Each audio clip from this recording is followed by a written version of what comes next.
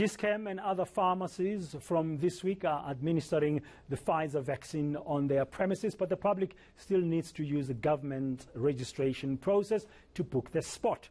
At the moment, only persons aged 60 and over can get the jab. My colleague Heidi Jokers is in a Medicare pharmacy in Douglasdale in the northern part of Johannesburg, joining us now on the Midday View. Good afternoon, Heidi. You're looking brilliant there. That necklace is beautiful, by the way. Let me just say, so happy Africa Day to you, my dear. Tell me, what's happening in that pharmacy? First up in my mind, are walk-ins allowed? Because I'm told that if you are 6 and above and you're walking into a pharmacy, you just might get lucky and get that jab. Yes, certainly. Happy Africa Day to you too, Bradan. But what's interesting here is that the small players and the pharmacies are going to be roped in to assist with the national vaccine rollout. But it seems as though not all of them are operating as yet. And we are in a Medicare here in Douglasdale, in the Medicare pharmacy. We are joined by Ahish. Thank you so much for your time. We appreciate it. I think let's just start off with when the Medicare pharmacies are going to start with the vaccine rollout. How many pharmacies are we looking at nationwide, and how many vaccines can you actually administer per day? Sure. So we've got 40 sites which will be going live with the vaccines. 6 sites are going live on the 7th, and the remainders are going the following week. Okay. We anticipate to do a minimum of 1,000 people per day between those 40 sites. Okay.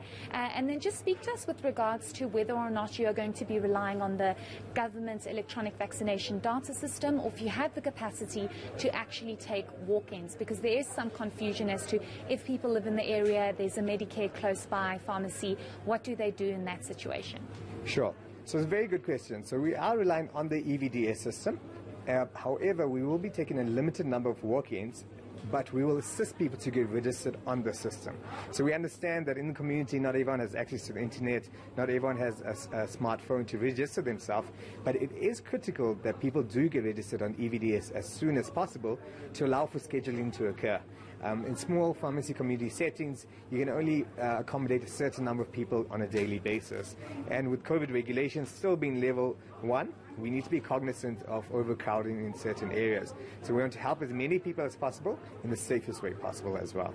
There's been some concern that certain pharmacies will not accept those who want to get the COVID-19 vaccine and are not on medical aid for fear that government might not be able to pay back that administrative fee or pay back what the vaccine costs.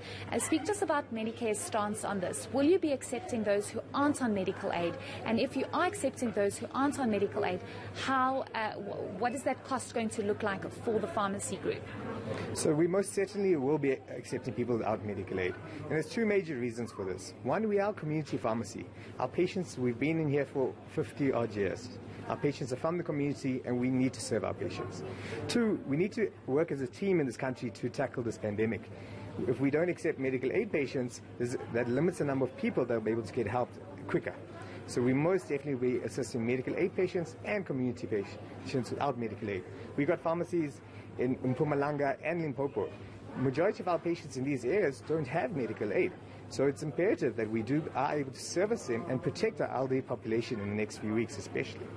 And then just speak to us quickly about whether or not there's a risk that you might not get paid back from the government for administering the vaccine, especially for those that do not have medical aid. Sure. Well, we've been in talks with the National Department of Health for a number of months around this year, and the agreements around payment has been set up as such that we have a minimal impact on our cash cycle.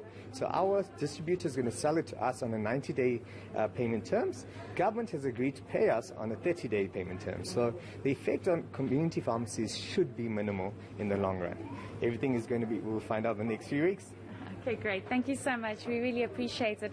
I think that's just a different perspective and clarity, Bradan, with regards to how Medicare is going to handle walk-ins, as well as those that aren't on medical aid. They will be accepted and they will be vaccinated. So next week, these sites will most likely go live, and those who have registered and have an appointment at the Medicare pharmacies can get their COVID-19 vaccine at the various pharmacies across the country.